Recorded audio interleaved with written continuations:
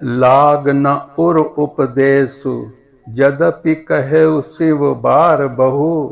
बोले बिहसी महेश, हरि माया बल जान जिए। तुलसीदास जी कहते हैं कि यद्यपि शिव जी ने बहुत बार समझाया, फिर भी सती जी के हृदय में उनका उपदेश नहीं बैठा। तब महादेव जी मन में भगवान की माया का बल जानकर मुस्कुराते हुए बोले, पुनि पुनि हृदय विचारु करी, धरि सीता कर रूप। आगे होई चली पंथ तेहि, जेहि आवत नर भूप। तुलसीदास जी कहते हैं कि सती बार बार मन में विचार कर सीता जी का रूप धारण करके उस मार्ग की ओर आगे होकर चली, जिससे सती जी के विचारानुसार मनुष्यों के राजा रामचंद्र जी आ रहे थे।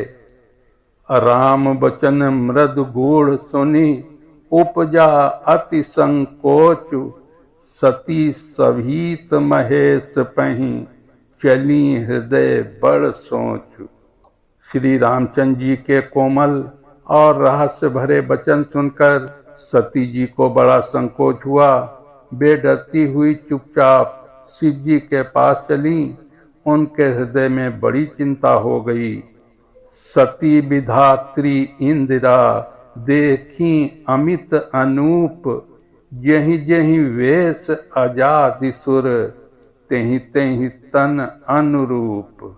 सती जी ने अनगिनत अनुपम सती, ब्राह्मणी और लक्ष्मी देखी। जिस जिस रूप में ब्रह्मा आदि देवता थे, उसी के अनुकूल रूप में उनकी ये सब शक्तियां भी थीं। गई समीप महेश तब, हंसी पूछी कुशलात। लीन्हि परीक्षा कवन विधि, कहु सत्य सब बात। तुलसीदास जी कहते हैं कि जब सती शिव जी के पास पहुंची, तब श्री शिव जी ने हंसकर कुशल प्रश्न करके पूछा कि तुमने श्री राम जी की किस प्रकार परीक्षा ली, सारी बात सच सच कहो।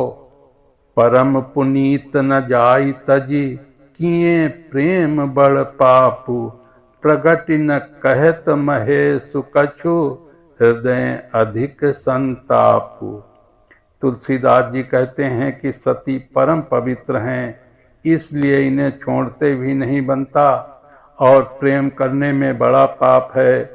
प्रकट करके महादेव जी कुछ भी नहीं कहते, परंतु उनके हृदय में बड़ा ही संताप है।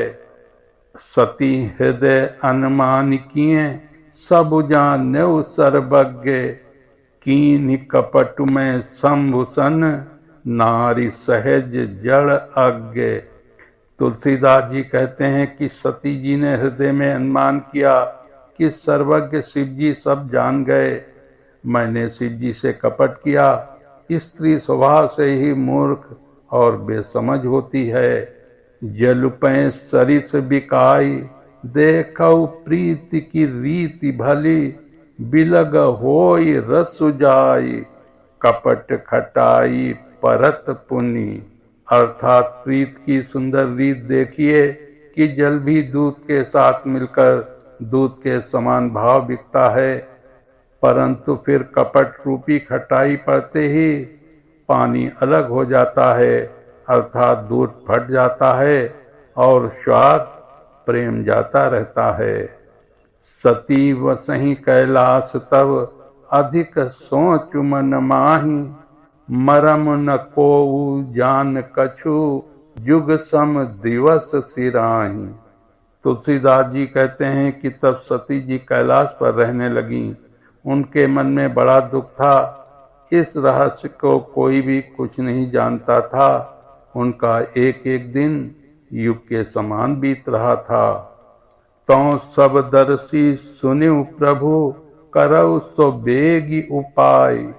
होई मरनु जहि बिनहि श्रम, दुसह विपत्ति बिहाई।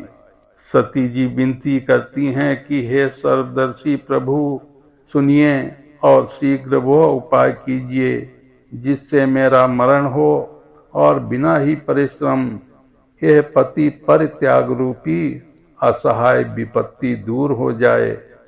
दक्ष लिए मुनि बोल सब, करन लगे बड़ जाग। न्योते सादर सकल सुर, जे पावत मख भाग। तुलसीदास जी कहते हैं कि दक्ष ने सब मुनियों को बुला लिया और वे बड़ा यज्ञ करने लगे। जो देवता यज्ञ का भाग पाते हैं, दक्ष ने उन सबको आदर सहित निमंत्रित किया। बोलिए सियापति रामचंद्र की जय।